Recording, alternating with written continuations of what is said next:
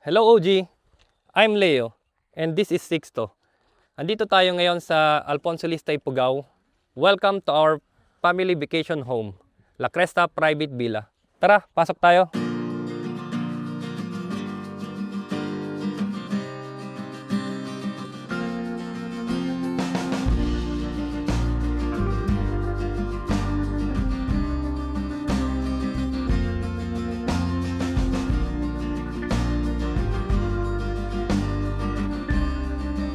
Ito po, sobrang special kasi ito yung nagiging ano namin parang kahit malayo na kami sa isa't isa, ito yung nagiging way namin para mag-communicate po. Yun, nagtutulungan talaga po kami.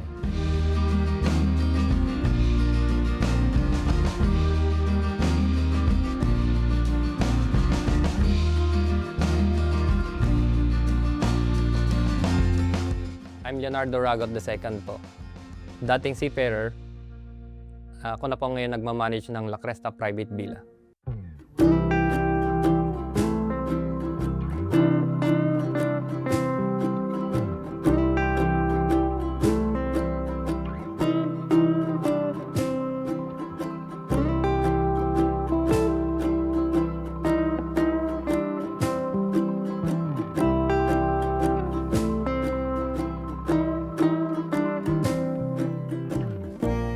La Cresta Private Villa began as shared dream with my parents and siblings.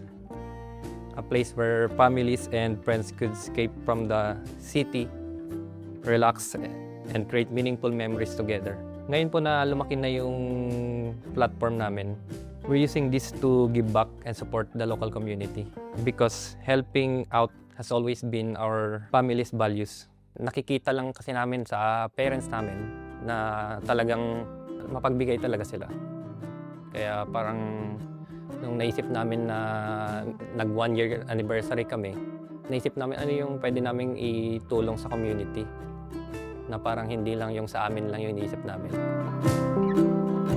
Part ng profit namin sa December, every December po kasi yun, bali ibinibili po namin ng gift packs para sa mga yung nangangailangan po talaga na nakikipag-coordinate kami dito sa local community sa barangay po. Every year we dedicate time and resources to support our local community. La Cresta is not just a villa. It's a community-rooted brand built on gratitude.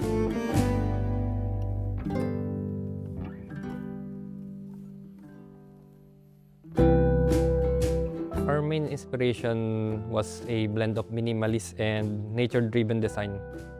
Gusto namin na yung property, ramdam mo yung maliwalas, simple, at balanced vibe na talagang nagbe-blend well with nature. Bali, nag-focus talaga kami sa natural materials like wood, tapos glass, tapos yung breeze blocks para mas maliwalas talaga yung design ng villa.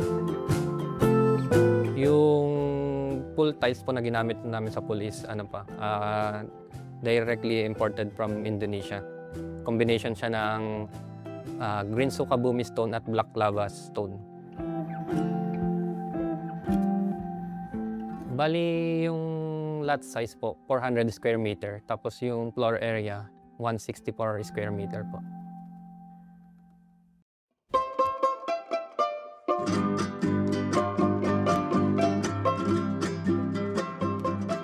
Once you enter the property po, ang unang bubungad is the parking area. Kasya po dito yung dalawang sasakyan.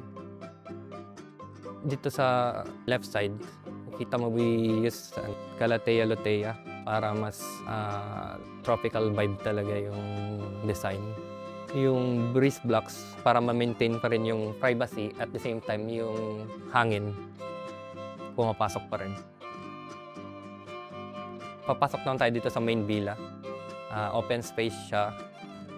Inopen talaga namin yung sa kitchen at living room para mas true and true yung fresh air. Mas mararamdaman mo talaga na nasa isang environment ka na maaliwalas. Naisip rin namin na i-consider yung glass dahil sa yung mga na-experience namin na weather. Kaso, napag-anoan namin na i-open na lang. Masisikip kasi yung place and mawawala yung vibe niya na open with nature. Ito po ang aming main living room na may sofa na made from rattan. And itong center table made with acacia naman to. Itong roof ng main living room, bali made of polycarbonate para sa natural lighting. And para mabawasan yung init, we use wooden slats and sunshades na pwede mong i-roll. And next is the dining area. It can seats 8 people. Itong table is gawa na dito sa local furniture sa area. And yung rattan seats is galing din sa Cebu. And next is itong kitchen area na nilagyan namin ng island table para mas madaling kumilos kapag magluluto. And it will serve as a breakfast nook, and our kitchen is fully functional. Papasok naman po tayo dito sa aming master bedroom with loft bedroom. Bale, dito sa main bed, isang queen size na we customized this during construction. Gawa siya sa wood and metal, and yung headboard niya is kami na lang yung nagdagdag. And dito sa side na to is our sunroom. We use din polycarbonate and wooden slats para ma-minimize din yung init. We use UPVC sa window niya para mas durable. And yung overall look niya, mas mukha siyang kahoy talaga. And sa sides, we use decorative blocks or breeze blocks para sa natural lighting din. And here's our toilet and bath. Bali, design siya na half open yung roof niya para mas maliwalas pa rin. And wooden slats para mabawasan ulit yung init. And nagdagdag pa ulit kami ng sunshade. May bathtub and mga stones.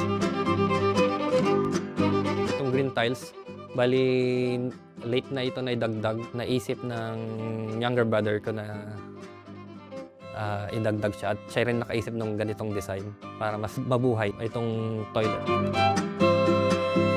And dito sa swimming pool, may dalawang access tayo from main villa and sa master bedroom. Ang lalim niya is 4 feet yung pinakamalalim and 2 feet yung pinakamababaw. And sa deck, we use WPC decking. Parang natural wood siya na mas durable. Meron tayong outdoor shower and common toilet and bath. And dito sa side na to is the pool pavilion. Itong sa furniture niya naman is sofa. Custom made siya na wood galing pa ng Pampanga. And dito sa roof deck, it has the panoramic view of Magat Dam and 1,000 Steps Eco Park, then Rolling Hills. Meron din kami ditong, we call it Stairway to Heaven. And may lights siya para pag sa gabi, pag gusto mag-picture, maganda yung magiging kuha. I think what makes La Cresta unique is how it combines modern architecture with a deep respect for nature. It's not just a place to stay, it's an experience where people can slow down, reconnect with family and friends, enjoy a peaceful environment.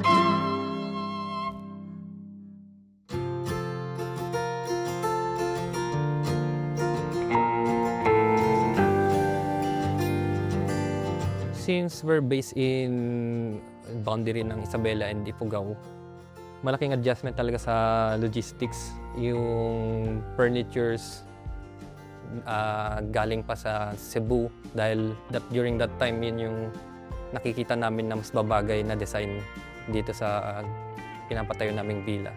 Tapos yung full tiles, and para mas Bali-inspired, tropical siya, nag-import talaga kami from Indonesia. And yung mga breeze blocks na ginamit, galing din siya ng Porac, Pampanga pa. Yun, every detail required a lot of patience and careful planning talaga po. Bali, kumuha kami ng yung architect po, si Architect Owen de la Cruz po. Kapag kumuha kasi ng professional, mas yung nasusunod yung mga plano na yung akala mo isipin mo pag kumuha ka ng architect, mas mapapamahal ka, pero at the end of the day, mas nakatipid ka, pero hindi natipid yung quality ng design.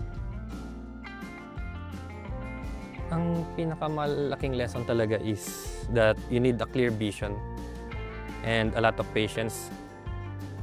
Every detail matters. Pero at the end of the day, ang goal mo naman talaga is to create a space that feels alive, welcoming, and meaningful for everyone who stays here. My best advice is to always anchor everything on your values. Mag-build ka ng isang bagay na nagre-reflect kung sino ka talaga. Hindi lang dahil yun yung trending o yung visually appealing sa ngayon. The journey won't always be easy, pero once na makita mo ng unti-unting nabubuhay yung vision mo, every single challenge becomes totally worth it.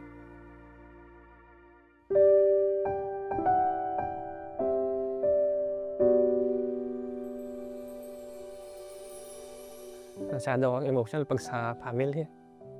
Bali, thank you na lang po siguro dahil lagi silang nakasupport sa akin. Hindi nila ako pinapabayaan mag-isa dito.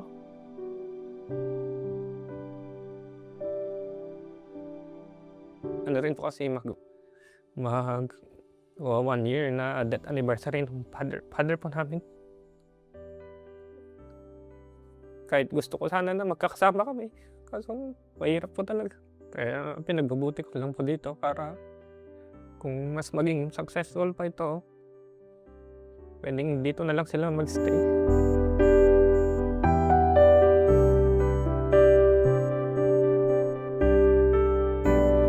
Want to share your house and get featured? Email us at stories.onlygood@gmail.com and tell us about your interesting home story. For more videos like this, subscribe to OG and be part of the community.